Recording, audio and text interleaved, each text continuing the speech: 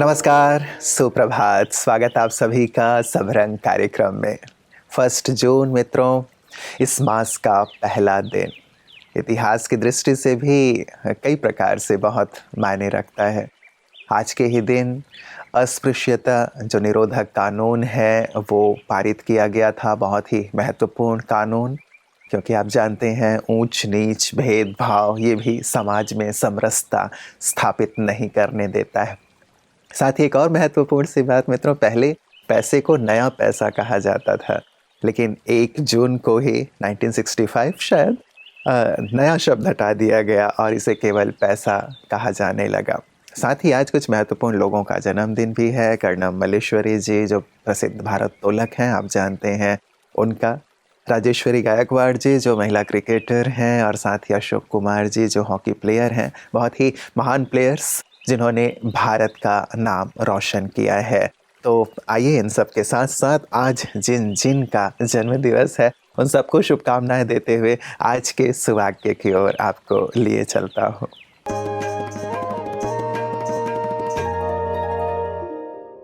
विश्व परिवर्तक वो है जो विश्व को नहीं लेकिन खुद को परिवर्तन करे।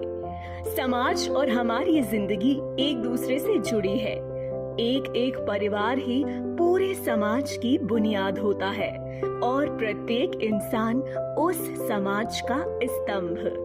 समाज रूपी इमारत हम इंसानों के चरित्र और जिंदगी से जुड़ी कई समस्याओं का आईना है। तो अगर इसका प्रतिबिंबित परिवर्तन करना है तो इंसान का स्व परिवर्तन अनिवार्य हो जाता है। तो क्यों ना अपने चरित्र को सुदृढ़ बनाते हुए पुण्य कर्म हम अपने घर से ही शुरू करें। दूसरों का इंतजार ना करके खुद समस्या की जड़ को पहचान उसका इलाज करें। अपने चरित्र को तराशें तो 1 से 2 से अनेक बन हर एक सामाजिक उत्कृष्टता का सुंदर उदाहरण बन जाएगा और समाज रूपी इमारत मजबूत बनेगी और देखते ही देखते ये विश्व स्वर्ग बन जाएगा। आखिर बूंद बूंद से ही तो सागर बनता है। महत्वपूर्ण सा सुवाक्य मित्रों, हम हमेशा दूसरों को, सिस्टम को, सरकार को, इन सब को बदलना चाहते हैं और इनके बदलने की कामना रखते हैं, इंतज़ार भी करते हैं और इसमें काफ़ी लंबा वक्त हमारा निकल जाता है। कितना सुंदर हो कि हम खुद को ही परिवर्तित कर लें, सब कुछ सहज हो जाएगा, सरल हो जाएगा। और इसी सुंदर सुवाक्य के साथ मित्रों आइए चलते हैं सेहत की ओर। गर्मी अपनी प्रचंड स्थिति में है, हम सब देख रहे हैं, और इसके कारण ही हीट स्ट्रोक की भी प्रॉब्लम, जिसको आम भाषा में लू लगना कहते हैं, एक प्रॉब्लम देखने को आती है, जिससे हमारे शरीर में नमक पानी की मात्रा कम हो जाती है, बेचैनी, घबराहट या बेहोशी की स्थिति पैदा होने लगती है। तो लंबे समय तक गर्मी में, धूप में ना रहें, इससे सावधान रहें। और इसी से सावधान करने के लिए भी डॉक्टर साहब आज कुछ सुंदर महत्वपूर्ण टिप्स हम सबको दे रहे हैं।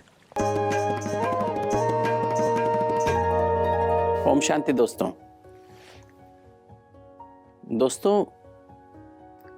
अभी गर्मी का सीज़न चल रहा है और गर्मी में सबसे खतरनाक जो बीमारी होती है, गर्मी की वजह से होती है, वो heat stroke.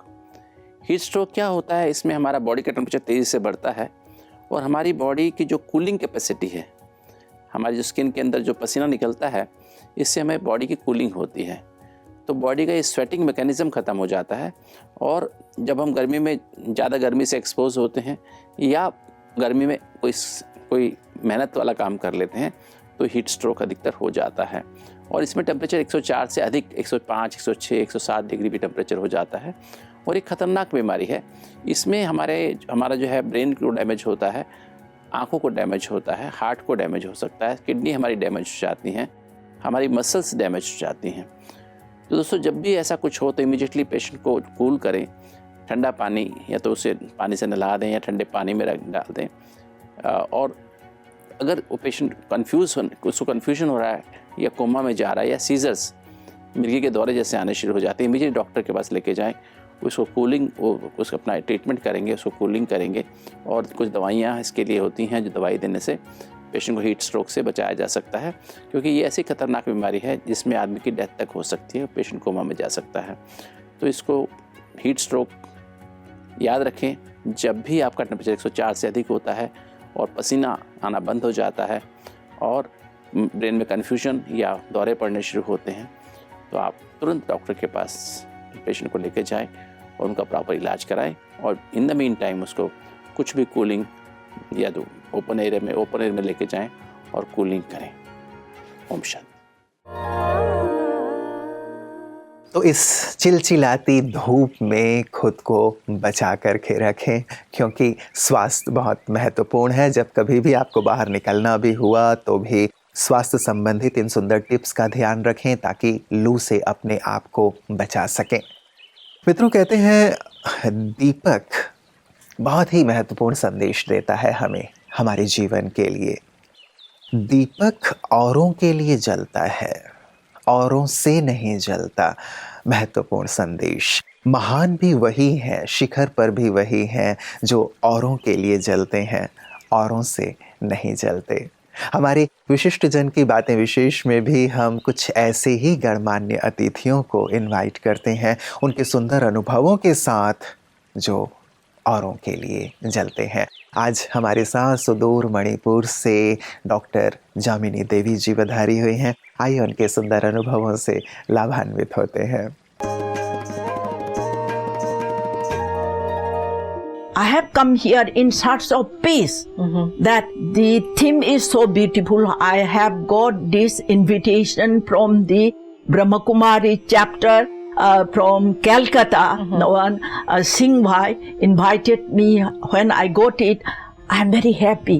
The God's wisdom for world transformation. World transformation. Here must be a clue to find some solution of our problems there. That's why, at my age, from that distance, I have come here. And you asked me my questions there. Yes, I have got a wonderful experience here. Brahma Kumari is here. The stories, and I have read some books also. I have this thing, met some of the daddies also. I attended the meditation courses and others. I learned a lot that, yes, God is there to do something, some change for transformation. That I find at Santivan. Wherever I visit, perfect silence, beautiful, uniqueness, all the departments, Lekraji, the Baba, and there is inspirations, Janaki, Dadi, and many others are taking up. Here is women's empowerment. That's right. Everything by the women folk. Even speech making, even this thing. This is a thing to learn, and I experience it. I'll give back. Swati, I must tell you that I tried to do something also.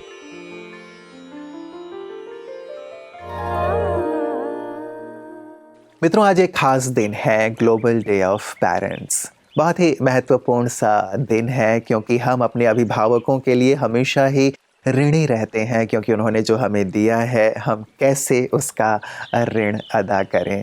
और सचमुच parents तो parents हैं, उनकी पालना, उनका पोषण, उनका हमारे लिए ध्यान रखना, प्यार देना, वही हमें जीवन में आगे बढ़ाता है। और मित्रों, वैसे भी वसुधैव कुटुंबकम एक हमारी संस्कृति रही है। ब्रह्मा कुमारीज भी इस सुंदर संस्कृति को आगे बढ़ा रहे हैं, इस भावना के साथ कि परमात्मा हमारे निराकार माता पिता हैं और वही हम सबको पालन पोषण देने वाले हैं, इसीलिए उनको पालनकर्ता भी कहा जाता है।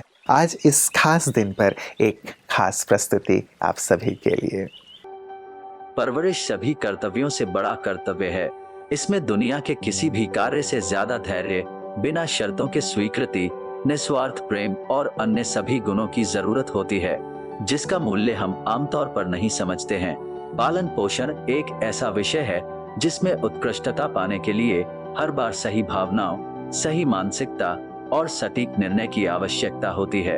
अगर सही तरीके से बच्चों की परवरिश की जाए तो वे बेहतर इंसान बनते हैं।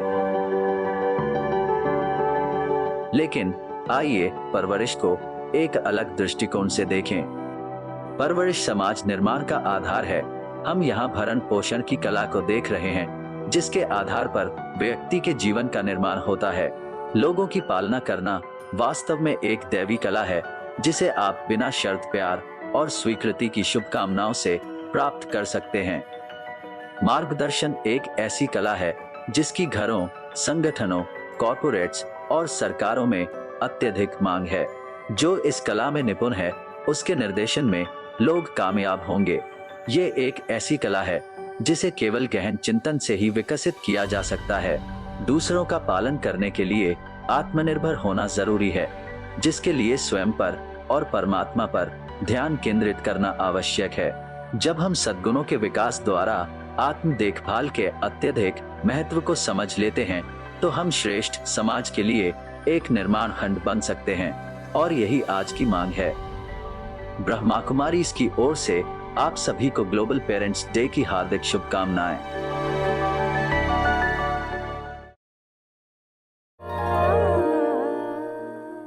मित्रों, परिवार का कॉन्सेप्ट भारतवर्ष ने ही सारे विश्व को दिया है।